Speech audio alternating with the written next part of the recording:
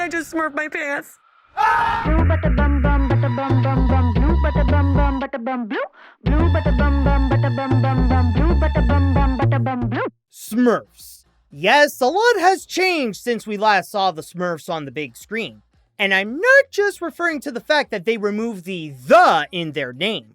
Back in the 2010s, the Smurfs had a temporary comeback in mainstream popularity thanks to the help of Sony Pictures Animation, starting with the 2011 live-action animation hybrid feature. Sure, that was how people commonly reacted to the film, but this was Sony Animation's biggest success they had by earning almost $564 million at the box office. And it took the studio 12 years to break their own record with Across the Spider-Verse. And after forming their own franchise with it by making a sequel and a Christmas Carol special, they decided to change course and make a fully animated reboot in 2017 called Smurfs: The Lost Village, directed by the late Kelly Asbury. It wasn't a great movie, and it's probably debatable if it was good, but it was an improvement from the previous films where it traded its sellout mindset for some of the charm from the original comics, and prior to Into the Spider-Verse, I considered it the best movie they produced since Surf's Up. Unfortunately, when it came out, audiences lost their trust on the way Sony handled the Smurfs, and The Lost Village ended up as a box office bomb. It was so bad, in fact, that the owner of the franchise, Peyo Company, decided to split from Sony and later formed a new partnership with Paramount. Which is funny because prior to the 2011 film, there was supposed to be an animated Smurfs movie from them. Anyways, from this team-up, the Smurfs were able to present their newer adventures in America under the Paramount brand, including the 2021 series on Nickelodeon, which features elements from The Lost Village, and the 2025 movie that is our main subject, packaged with a new look, new lore, a new all-star cast, and a new musical groove, hoping that it could get the second chance to prove that the franchise is movie-worthy. So now that the Smurfs have turned up the music, will this reboot work out better than The Lost Village? Or is this film absolutely smurfed? Let's find out. The story. In this new version of the Smurfs, it's the battle of good and evil as Gargamel's brother Razamel seeks to control the universe by looking for the final magical book to obtain ultimate power. And after Papa Smurf gets kidnapped, it's up to the Smurfs, led by Smurfette and a Smurf with no name, to rescue him and stop the evil wizard's plans for universal domination. We're storming Razamel's castle, and we take no prisoners. Except for Papa, we'll make sure and grab him. I know the story doesn't sound like much, but I gotta be honest, I had a hard time trying to summarize what this movie is about because this plot has a serious structure problem. It is entirely unfocused, where all the film does throughout its around 80-minute running time without the credits is throw whatever they could think of on the screen in the hopes that something can stick and be considered entertaining for the kids. And yet, just about none of them do, and the story suffered badly from it. As consequence, it makes the film hard to follow to know which direction it's going and what it wants to present with its characters and its own interpretation of the lore. They're all so disjointed and have little context to their purpose that I spend most of my time trying to make sense out of the creative decisions here while the movie kept moving forward and delivering more confusing elements that fail to work. What the Smurf? Hold on, you little Smurf nose! But if we dissect what the story is trying to say and what side plots they hold, at best, they are conceptually a mixed bag where some probably have potential. The main narrative is this cross-dimensional adventure to save Papa Smurf and for the good guys to defeat the bad guys. Pretty basic and generic, but if handled well, it could have set the foundation for something that works similar to other multiverse movies. Then you have the backstory where Papa and his two brothers were guardians meant to stop the forces of evil from taking over the universe. Again, sounds a little weak, but I could see how it could expand Papa Smurf and his origins. But then you have the more prominent plot related to the protagonist, the no-name Smurf, who is trying to figure out his identity with the aid of Smurfette. And unlike the others, this is an issue because it straight up rips off the plot of Smurfs the Lost Village. Only this time, Smurfette steps aside to let a random Smurf take the lead, just to have a cheap excuse of including a message about self-identity, which in itself is good to share with audiences, but it's not as good when you obviously copied it from someone else with no original spin to it. What did he say? I have no idea. But do you see what I'm saying, Papa? Well, you're no name. That's a thing. And when they're all put together, they could barely even combine or function, as the movie is easily distracted with not just handling these plots, but also with all the other things that it wants to do, like explore different worlds, play some music, tell jokes, and more, leading to the execution to completely fall flat with barely anything that could work. That is especially the case with the comedy. This is a real case of quantity over quality, where it may try to unleash a load of jokes onto the audience, but it is almost never funny. Of course, there are the usual gags that you'd expect from the Smurfs, like with their quirky personalities and their vocabulary. You Smurfs don't know Smurf about Smurf. I can smurf that Smurf up and have it delivered to your house. That sounds like a load of Smurf. Alright, I get it! But there's also a bunch of other jokes it delivers, yet I can't say that the film even tries with them. With no sense of timing or execution, the film's attempt to be funny feels more like the characters are just saying stuff. That was absolutely terrifying. I think I swallowed my gum. What, did you also swallow the punchline? Why was that framed as if she said something funny? That doesn't sound like a fun game. But along with the comedy, the terrible execution also ruined the film's musical aspect.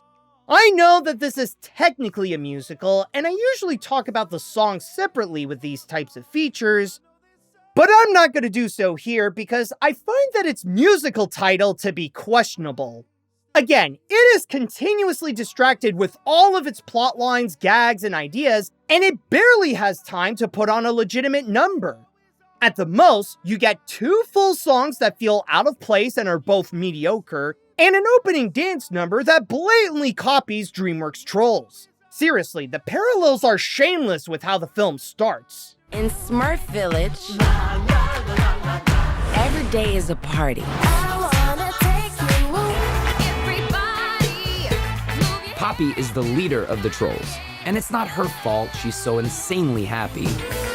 What the movie displays here is not storytelling.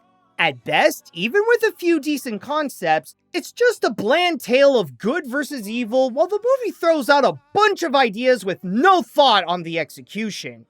It doesn't care about strengthening the story, it just does random things to fill out a checklist of what people expect from a kid's film.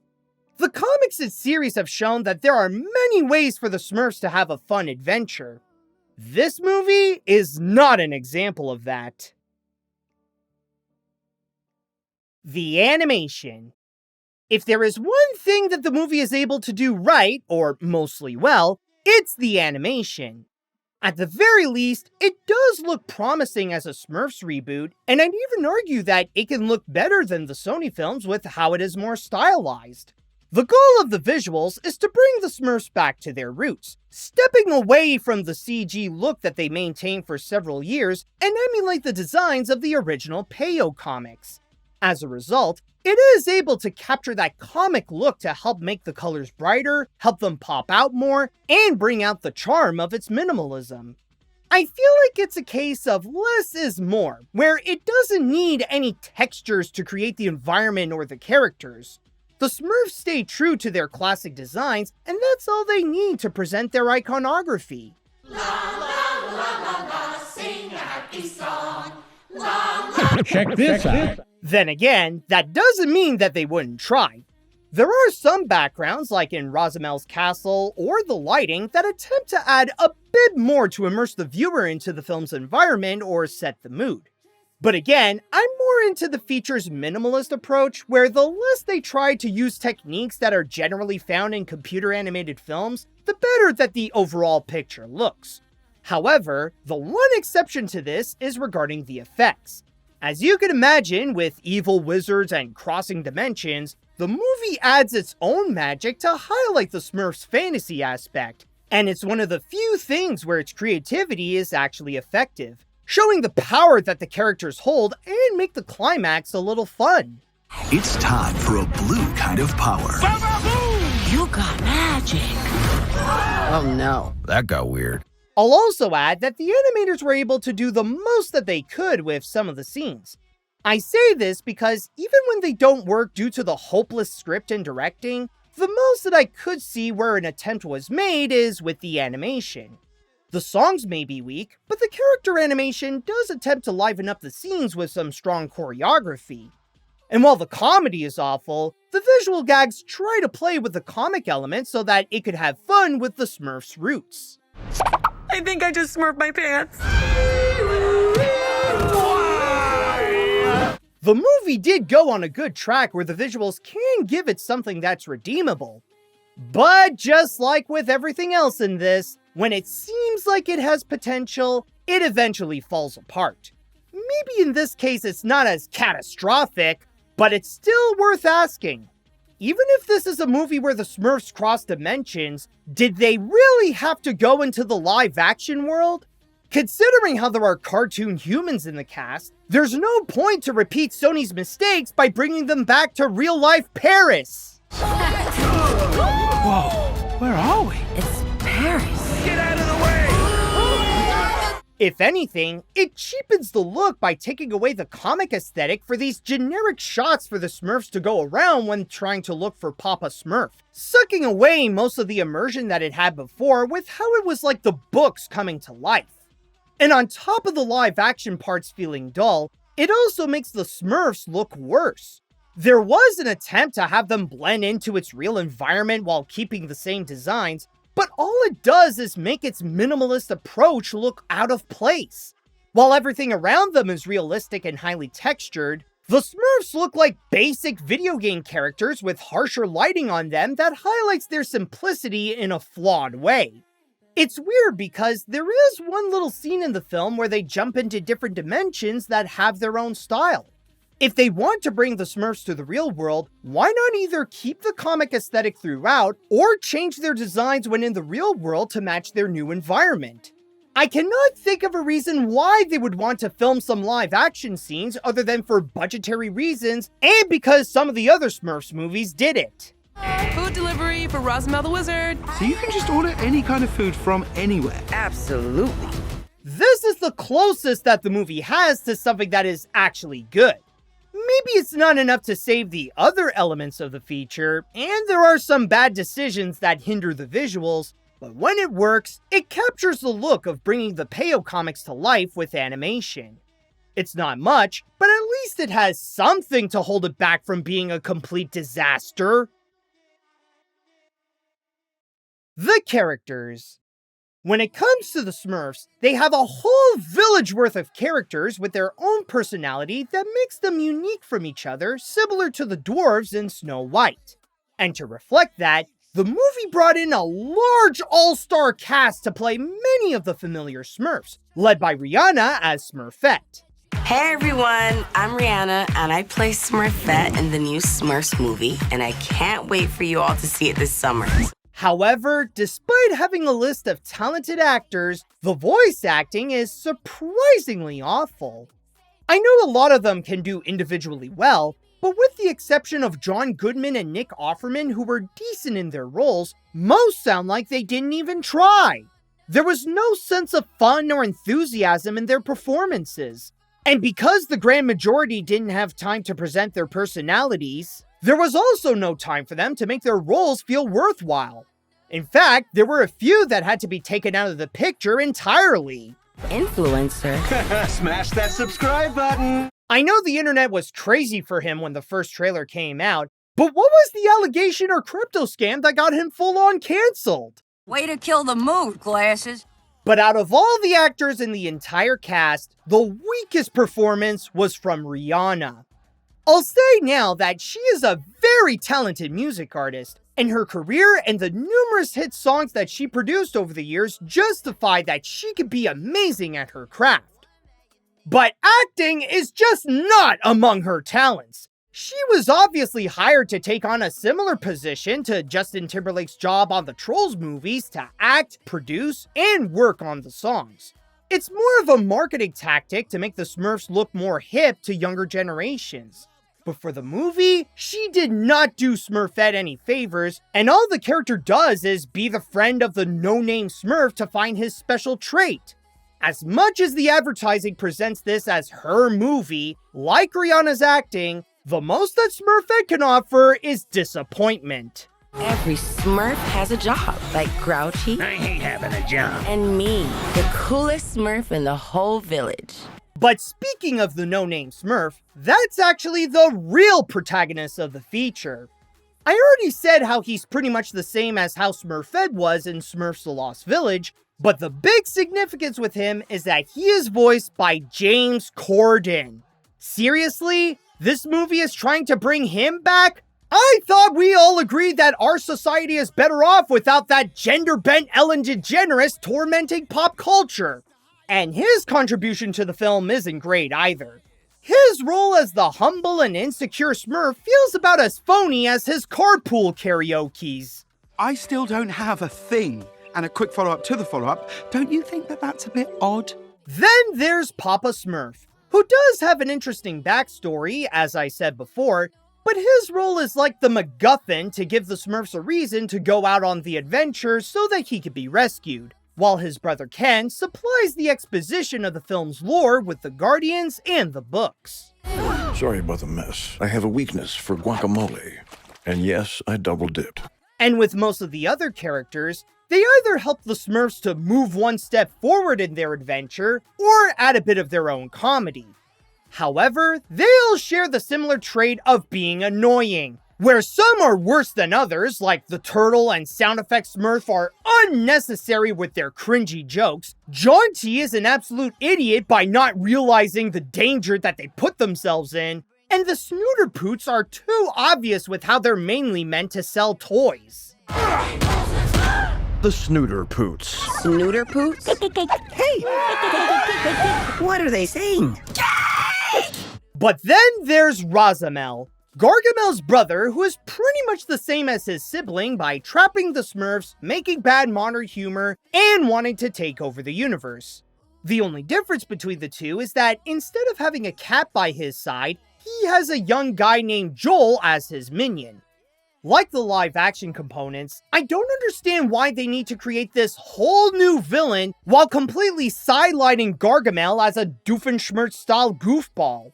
You're rebooting the franchise, so why not keep Gargamel as the villain instead of adding more to the picture that will just make the whole thing convoluted? Goodbye, Smurfs, forever. The characters here should theoretically be simple. You're given one type of personality, and you're supposed to do your best to make them charming. But with the broken down materials that the feature offers, and most of the actors put in minimal effort in their performances, the movie can't even get the Smurfs themselves right.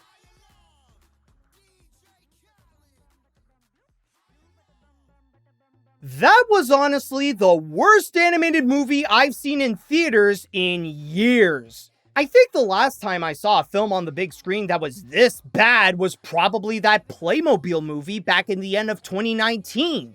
Kinda surprising that it took me this long to have a theatrical movie make me feel this way. The 2025 Smurfs movie is an incoherent mess that debatably did as bad as Sony's attempts at the franchise. Sure, the animation can be nice with how the style looks like a throwback to the Peyo comics, but other than that, there is nothing in this movie that works. The writing is disorganized, the directing has no focus, most of the creative choices make no sense, the story is hard to follow, the characters are annoying, the voice acting is underwhelming, the comedy is horrible, and calling this a musical is a joke, especially when the songs themselves aren't good either. I cannot think of a reason to recommend people to go watch this movie. I believe instead, if you really need that Smurfs feature fix, you're better off to watch Smurfs The Lost Village. Sure, that movie is kinda mid, but it's like a more competent version of what we got here, so you're better off sticking with the better Smurfs movie. By the way, it's worth noting that before the feature starts, there is a short that plays called Order Up. A simple silent SpongeBob cartoon where Squidward gets frustrated over hearing the bell at the Krusty Krab. It's kinda forgettable, but other than Rihanna's bad acting, this is most likely the only time you'll get a laugh from the experience.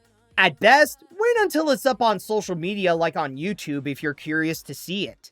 And if I may let out my inner influencer Smurf for a sec, then how about pressing that like button and come subscribe to my channel if you enjoyed this review?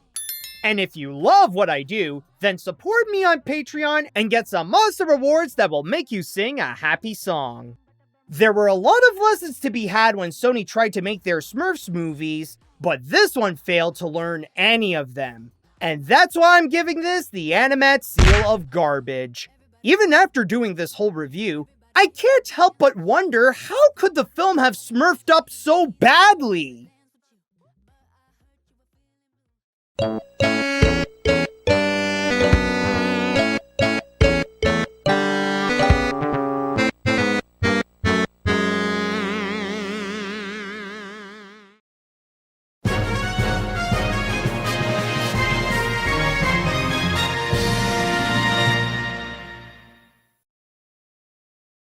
Though I feel sorry for whoever Matt is.